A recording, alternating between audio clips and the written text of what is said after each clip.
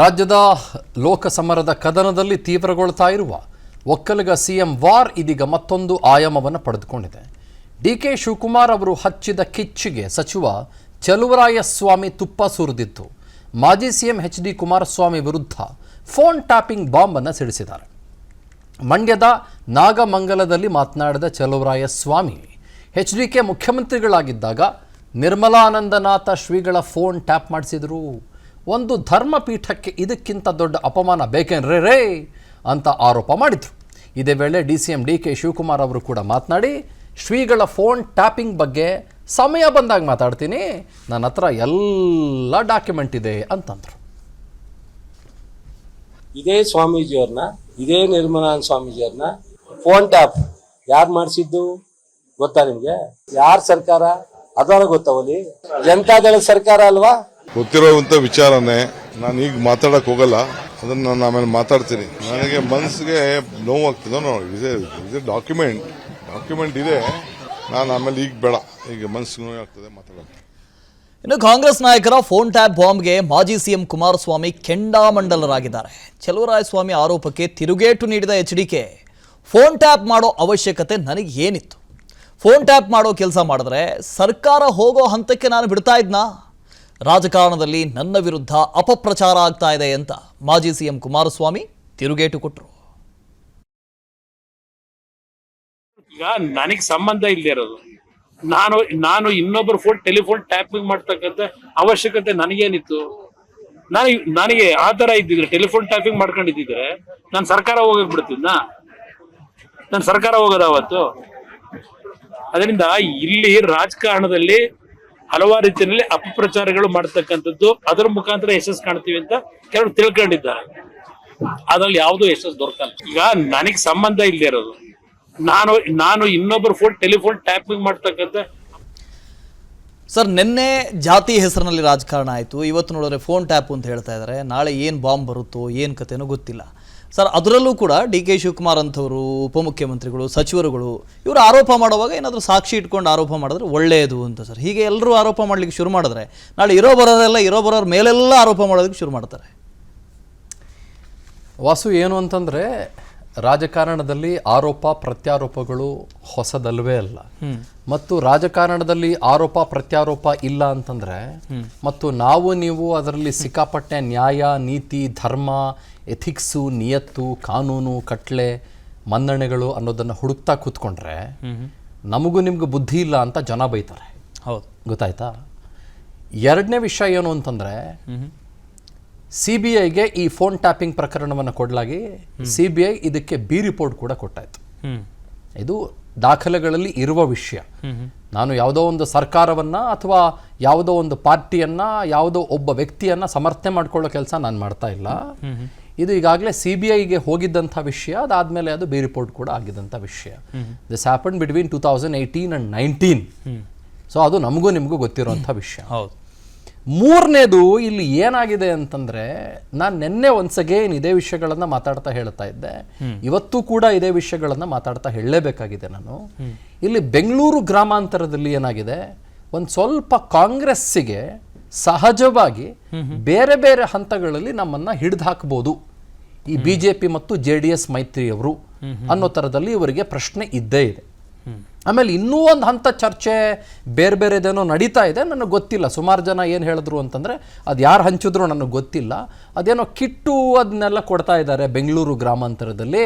ಅದರಲ್ಲಿ ಒಂದು ತವಾ ಇದೆ, ಒಂದು ಸೀರೆ ಇದೆ, ಇನ್ನೊಂದು ಕುಕ್ಕರ್ ಇದೆ ಅಂತೆಲ್ಲ ಮಾತಾಡ್ತಾ ಇದ್ದಾರೆ. ಗೊತ್ತಿಲ್ಲ ನನಗೆ ಅದು ಯಾವ ಪಾರ್ಟಿಯವರು ಕೊಡ್ತಾ ಇದ್ದಾರೆ ಅಂತ. I am not very sure. Okay, ಒಟ್ಟಿನಲ್ಲಿ ಶತಪ್ರಯತ್ನವನ್ನು ಪಟ್ಟಾದರೂ ಕೂಡ ಗೆಲ್ಲೇಬೇಕು ಅಂತ ಹೋರಾಟಗಳು ಬೆಂಗಳೂರು ಗ್ರಾಮಾಂತರದಲ್ಲಿ ನಡೀತಾನೆ ಇದೆ.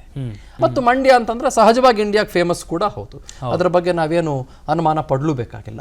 ಹಾಗಾಗಿ ಇಲ್ಲಿ ಮಂಡ್ಯದಲ್ಲಿ ಒಕ್ಕಲಿಗರ ಪ್ರಾಬಲ್ಯ ಬಹಳ ಹ್ಯೂಜ್.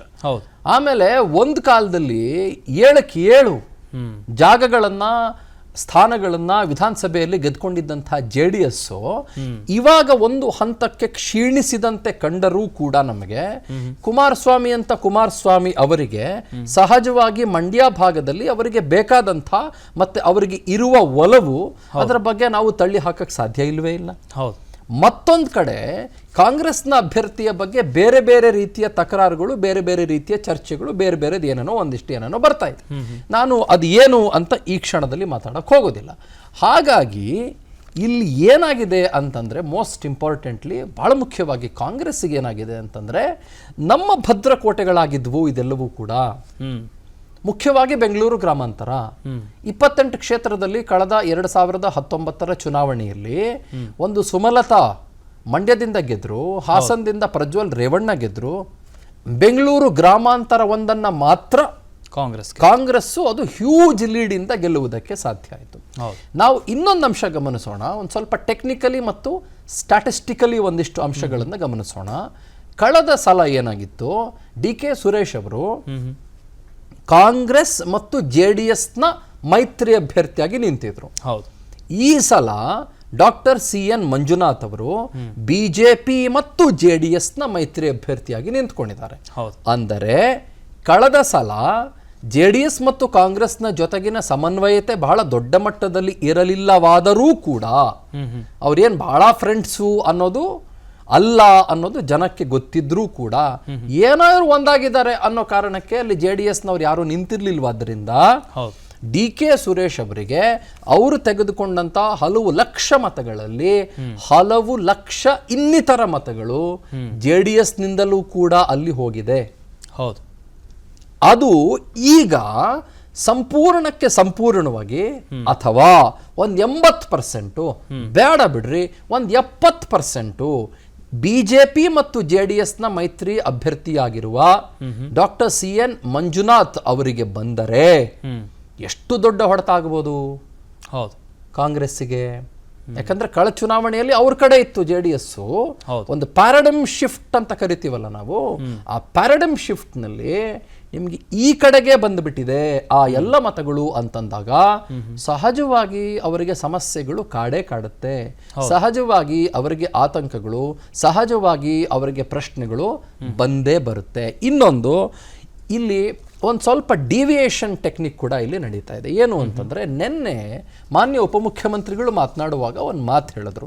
ಆ ಮಾತು ಯಾವ ತರ ಇತ್ತು ಅಂತಂದ್ರೆ, ಅಲ್ರಿ ಮೈತ್ರಿ ಸರ್ಕಾರ ಬಿದ್ದ ಸಂದರ್ಭದಲ್ಲಿ ಪರಮ ಪೂಜ್ಯ ಸ್ವಾಮೀಜಿಗಳು ಯಾಕ್ರಿ ಪ್ರಶ್ನೆ ಮಾಡಲಿಲ್ಲ ಅಂತ ಕೇಳುವ ಮೂಲಕ ಅವರು ಒಂದು ಸ್ವಲ್ಪ ಅವರ ನರೇಟಿವ್ನ ಏನೋ ಹೇಳಕ್ ಹೋಗಿದ್ದನ್ನ ಬೇರೆ ತರ ಹೇಳಕ್ ಹೊರಟುಬಿಟ್ರು ಅನ್ನೋ ತರದಲ್ಲಿ ಅನಿಸ್ತು. ಅದು ಯಾವ ತರ ಹೇಳಕ್ ಹೊರಟಿದ್ರು ಗೊತ್ತಿಲ್ಲ, ಬಟ್ ಯಾವ ತರ ನಮಗ್ ಭಾಸವಾಯ್ತು ಅಂತಂದ್ರೆ, ಏನ್ರಿ ಮೈತ್ರಿ ಸರ್ಕಾರ ಬಿದ್ದಾಗ ಗುರುಗಳು ಕೇಳಲಿಲ್ಲ ಅಂತ ಹೇಳುವ ಮುಖಾಂತರ ಗುರುಗಳು ಬಿಜೆಪಿ ಜೊತೆಗಿದಾರಾ ಅನ್ನೋ ತರದ ಪ್ರಶ್ನೆ, ಅಥವಾ JDS ಜೊತೆಗಿದಾರಾ ಅನ್ನೋ ತರದ ಪ್ರಶ್ನೆ, ಅಂದ್ರೆ ನಮ್ಮ ಪರ ಇಲ್ವಾ ಅನ್ನೋ ರೀತಿಯ ನರೇಟಿವ್ ಬಂದ್ಬಿಡ್ತಾ. ಆ ರೀತಿಯಾಗಿ ನಮಗೆ ಭಾಸವಾಗಿದ್ದಂತೂ ನಿಜ. ಅದನ್ನ ಒಂದ್ ಸ್ವಲ್ಪ ಸರಿ ಮಾಡ್ಕೋಬೇಕಲ್ಲ, ಅದನ್ನ ಒಂಚೂರು ಇವಾಗ ಏನಾದ್ರೂ ಒಂಚೂರು ಹೊಲಿಕೊಳ್ಬೇಕಲ್ಲ, ಮುಲಾಮ್ ಹಚ್ಬೇಕಲ್ಲ, ಅದಕ್ಕೊಂಚೂರು ತೇಪೆ ಹಚ್ಬೇಕಲ್ಲ. ಅದೇನೋ ಒಂಚೂರಲ್ಲಿ ಏನೋ ಹಿಂಗಾಯ್ತು, ಓಹೋ ನಮ್ಮ ಸ್ವಾಮೀಜಿಗಳನ್ನ ಹೇಳ್ಕೊಂಬಂದ್ರು, ಯಾಕೆ ಹೇಳ್ಕೊಂಬರ್ಬೇಕಾಗಿತ್ತು? ಏನ್ BJP ಅವ್ರು JDS ಅವ್ರು ಹೋಗ್ಬಾರ್ದಾಗಿತ್ತ ಗುರುಗಳನ್ನ ನೋಡೋದಕ್ಕೆ, ಪರಮ ಪೂಜ್ಯರನ್ನ ನೋಡೋದಕ್ಕೆ? ಯಾಕೆ ಹೋಗ್ಬಾರ್ದಾ? ಸಾಮಾನ್ಯ ಮನುಷ್ಯ ಕೂಡ ಹೋಗ್ಬೋದು, ಯಾವ ಜಾತಿಯ ಮನುಷ್ಯ ಬೇಕಾದ್ರೂ ಕೂಡ ಹೋಗ್ಬೋದು. ಎಂಥವ್ರು ಹೋದ್ರೂ ಕೂಡ ಬಹಳ ಪ್ರೀತಿಯಿಂದನೇ ಪರಮ ಪೂಜ್ಯರು ಕಳಿಸ್ಕೊಡ್ತಾರೆ, ಪರಮ ಪೂಜ್ಯರು ನೋಡಿ ಕಳಿಸ್ತಾರೆ. ಓಹೋ ಯಾಕೆ ಹೇಳ್ಕೊಂಬಂದ್ರು ಸ್ವಾಮೀಜಿಗಳನ್ನ? ಈ ಮಾತಿಗೆ ನನಗೆ ನಿಮಗೆ ಇವತ್ತಿನ ತನಕ ಉತ್ತರ ಸಿಗ್ಲಿಲ್ಲ. ಸೊ ಅದಕ್ಕೊಂದು ಸ್ವಲ್ಪ ಒಂದು ಡೈವರ್ಷನ್ ಕೊಡ್ಬೇಕಲ್ಲ, ಡಿರೈವೇಟಿವ್ಸ್ ಬೇರೆ ಆಗ್ಬೇಕಲ್ಲ. ಹಾಗಾಗಿ ಏನ್ ತಗೊಂಬಂದ್ರು ಚಲುವರಾಯಸ್ವಾಮಿ, ಫಾಂಟ್ ಟ್ಯಾಪಿಂಗ್ ಮಾಡಿದ್ ಗೊತ್ತಿಲ್ವಾ ನಮ್ಗೆ ಗುರುಗಳದ್ದು ಅನ್ನುವ ಮೂಲಕ, ಓಹೋ ನೀವು ಏನು ಭಾಳ ಹೋಗ್ಬಿಟ್ಟು ಸ್ವಾಮೀಜಿಗಳ ಆಶೀರ್ವಾದ ಪಡ್ಕೊಂಡ್ಬಿಟ್ಟು ಗ್ರೇಟ್ ಅಂತ ಅನ್ಸ್ಕೊಂಡ್ಬಿಡ್ರಿ, ನೀವೇನ್ ಮಾಡಿದಿರಿ ಗುರುಗಳಿಗೆ ನಮಗೆ ಗೊತ್ತು ಅನ್ನುವ ಮೂಲಕ once again it's A political game plan. ಇದು ಬಹಳ ಸಿಂಪಲ್. ಡ್ಯಾಮೇಜಿಂಗ್ ಅನ್ನುವ ರೀತಿಯ ಸ್ಟೇಟ್ಮೆಂಟ್ನ ಕಂಟ್ರೋಲ್ ಮಾಡೋದಕ್ಕೆ ಕೊಟ್ಟಂಥದ್ದು. ಇನ್ನೂ ಒಂದು ಚರ್ಚೆ ಆಯ್ತು ಇವತ್ತೇನು ಅಂತಂದ್ರೆ, ಅವರು ಪರಮ ಪೂಜ್ಯ ಬಾಲಗಂಗಾಧರನಾಥ ಸ್ವಾಮೀಜಿಗಳ ಬಗ್ಗೆಯೂ ಚಂದ್ರಶೇಖರ ಸ್ವಾಮೀಜಿಗಳ ಬಗ್ಗೆಯೂ ಕೂಡ ಮಾತನಾಡಿದ್ದನ್ನ ನಾವಿವತ್ತು ಕೇಳಿಸ್ಕೊಂಡ್ವಿ. ಏನಾಯ್ತು, ಹಲವು ದಶಕಗಳ ಹಿಂದೆ ಏನಾಯ್ತು ಅಂತಂದ್ರೆ, ಈಗ ಇಬ್ಬರು ಸ್ವಾಮೀಜಿಗಳ ನಡುವೆ, ಇಬ್ಬರು ಗುರುಗಳ ನಡುವೆ, ಇಬ್ಬರು ಪೂಜ್ಯರ ನಡುವೆ ಯಾರ ಆಯ್ಕೆ ಅಂತಂದಾಗ ಅಲ್ಲಿ ಬಾಲಗಂಗಾಧರನಾಥ ಸ್ವಾಮೀಜಿಗಳ ಆಯ್ಕೆ ಆಯಿತು. ದಿಸ್ ಹ್ಯಾಪನ್ ಇನ್ 90s ನಾನು ಮಾತಾಡ್ತಾ ಇರೋದು. ಚಂದ್ರಶೇಖರ ಸ್ವಾಮೀಜಿಗಳು ಅವರು ಕೆಂಗೇರಿ ಹತ್ರ ಇರುವಂಥ ಒಂದು ಜಾಗದಲ್ಲಿ ಅವರು ತಮ್ಮದೇ ಆದಂಥ ಒಂದು ಆಸ್ಥೆಯ ಜಾಗವನ್ನು ಅವರು ನಿರ್ಮಿಸಿಕೊಂಡು ಬಹಳ ಸಂಪ್ರೀತಿಯಿಂದ ಬಹಳ ಇದ್ದಂಥ ಗುರುಗಳವರು.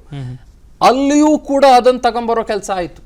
ಈಗ ಹೊಡೆದವ್ರು ಯಾರು ಅನ್ನೋ ಥರದಲ್ಲೂ ಕೂಡ ಈಗ ಚರ್ಚೆ ಮಾಡೋದಕ್ಕೆ ಶುರು ಮಾಡಿಕೊಂಡ್ರು. ಅಂದರೆ ಇದು ಏನಾಗ್ತಾ ಇದೆ ಅಂತಂದರೆ, Vokkaliga is A very dominant population in Mandya ಭಾಗ. ಮಂಡ್ಯ ಇಂಡಿಯಾಕ್ಕೆ ಫೇಮಸ್ಸು. ಅಲ್ಲಿ ಮಂಡ್ಯದ ಜನ ಭಾಳ ಮನಸ್ಸಿಗೆ ತಗೊಂಡ್ಬಿಡ್ತಾರೆ. ನಮ್ಮ ಮಕ್ಕಳು ಇದ್ದಾರಲ್ಲ, ಭಾಳ ಮನಸ್ಸಿಗೆ ತಗೊಂಡ್ಬಿಡ್ತಾರೆ ಮಂಡ್ಯದ ಜನ, ಆಯ್ತಾ. ಆಮೇಲೆ ಬೆಂಗಳೂರು ಗ್ರಾಮಾಂತರ ಮತ್ತು ಬೇರೆ ಬೇರೆ ಕಡೆಗಳಲ್ಲಿ ನೀವು ಒಕ್ಕಲಿಗರನ್ನ ಹೀಗೆ ಟ್ಯಾಪ್ ಮಾಡಿ ಕೆರಳಿಸಿ ಬಿಟ್ಬಿಟ್ರೆ ಅದು ಹೊಡೆತ ಬೀಳೋದು ಕಾಂಗ್ರೆಸ್ಗೇನೇನೆ, ಅದು ಹೊಡೆತ ಬೀಳೋದು ಅವ್ರಿಗೇನೇನೆ. ಹಾಗಾಗಿ ಅವ್ರಿಗೆ ಬಹುಶಃ ರಿಯಲೈಸ್ ಆಗಿರ್ಬೋದು, ನಾನು ಯಾಕೆ ಗುರುಗಳನ್ನ ಎಳ್ಕೊಂಬಂದೆ ಬೇಡ ಅಂತ ಅನ್ಸಿರ್ಬೋದು. ಗೊತ್ತಾಯ್ತಾ. ಅದಾದ ನಂತರದಲ್ಲಿ ಇವತ್ತು ಎಲ್ಲ ಡ್ಯಾಮೇಜ್ ಕಂಟ್ರೋಲ್ ಪ್ರಾಸೆಸ್ಗಳು ಕೂಡ ನಡೀತಾ ಇತ್ತು. ಆಮೇಲೆ ಈ ಮಠದ ವಿಷಯ ಬಂದಾಗ, ಶ್ರೀಪೀಠದ ವಿಷಯ ಬಂದಾಗ ನಿಮ್ಗೆ ಇನ್ನೊಂದು ಮಾತು ಹೇಳ್ತೀನಿ.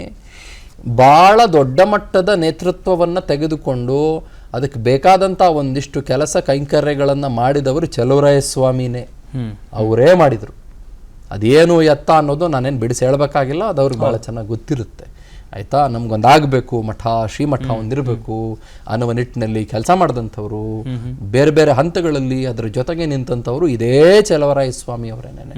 ಸೊ ಆ ಕಾರಣಕ್ಕಾಗಿ ಹೇಳ್ತಾ ಇದ್ದೀನಿ, ಒಂದು ಆ ಫೋನ್ ಟ್ಯಾಪಿಂಗ್ ಪ್ರಕರಣ ಈಗ ಹೊರಟಂಥ ಪ್ರಕರಣ, ಮುಗಿದು ಹೋದಂಥ ಅಧ್ಯಾಯದ ಪ್ರಕರಣ, ಆಯಿತಾ. ಎರಡನೇದು ಗುರುಪೀಠದ ಬಗ್ಗೆ, ಶ್ರೀಪೀಠದ ಬಗ್ಗೆ ಮಾತನಾಡುವಾಗ ಬಹಳ ಎಚ್ಚರಿಕೆಯಿಂದಿರಬೇಕು ಅನ್ನೋದು ಒಂದು ಸಂದೇಶ ಬಹುಶಃ ಯಾರಿಗೂ ರವಾನೆ ಆಗಿರ್ಬೋದು. ಆ ಕಾರಣಕ್ಕಾಗಿ ಏನೋ ಒಂದಿಷ್ಟು ಡ್ಯಾಮೇಜ್ ಕಂಟ್ರೋಲ್ಗಳಿಗೆ ತಯಾರಾಗ್ತಾ ಇದ್ದಾರೆ.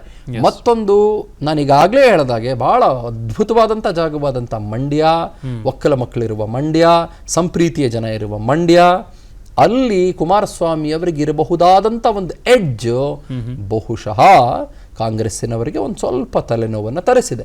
ಮತ್ತು ಬೆಂಗಳೂರು ಗ್ರಾಮಾಂತರದಲ್ಲಿ ಈ ಸಿಂಬಲ್ ಎಕ್ಸ್ಚೇಂಜ್ ಪ್ರೋಗ್ರಾಮ್ ಅಥವಾ ಸಿಂಬಲ್ ಎಕ್ಸ್ಚೇಂಜ್ ಸ್ಟ್ರಾಟಜಿಯನ್ನು ಕೂಡ ಕಾಂಗ್ರೆಸ್ಸಿನವರು ಯೋಚಿಸಿರಲಿಲ್ಲ.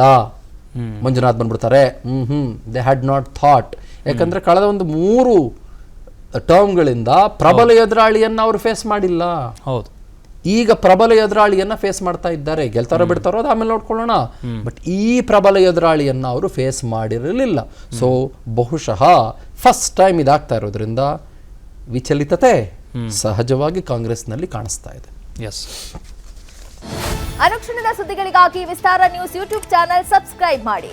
ಹೊಸ ಸುದ್ದಿಗಳ ನೋಟಿಫಿಕೇಶನ್ಗಾಗಿ ಬೆಲ್ ಐಕಾನ್ ಕ್ಲಿಕ್ ಮಾಡಿ. ಲೇಟೆಸ್ಟ್ ಅಪ್ಡೇಟ್ಸ್ಗಾಗಿ www.vistaranews.com ವೆಬ್ಸೈಟ್ಗೆ ವಿಸಿಟ್ ಮಾಡಿ. ಅಂಗೈಯಲ್ಲೇ ಜಗತ್ತಿನ ಸುದ್ದಿ ತಿಳಿಯಲು ವಿಸ್ತಾರ ನ್ಯೂಸ್ ಕನ್ನಡ ಆಪ್ ಡೌನ್ಲೋಡ್ ಮಾಡಿ.